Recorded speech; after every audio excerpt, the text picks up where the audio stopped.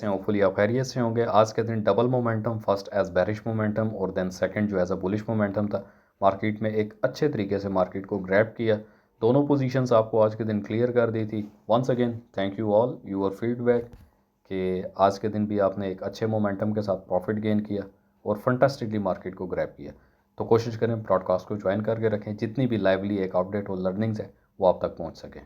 आज मॉर्निंग में मैंने आपको क्लियरली बता दिया था DXY और गोल्ड का बिहेवियर के मार्केट रिवर्सल पैटर्न करेगी और मैक्सिमम 18.55 तक आप अपना प्रॉफिट बुक करेंगे।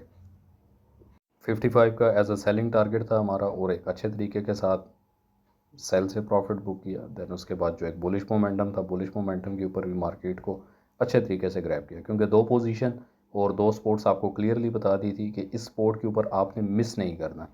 तो लर्निंग भी है, अर्निंग भी है, सिग्नल्स भी हैं। सो प्लीज़ कोशिश करें। तमाम डिटेल्स के लिए आप व्हाट्सएप ग्रुप को ज्वाइन कर सकते हैं।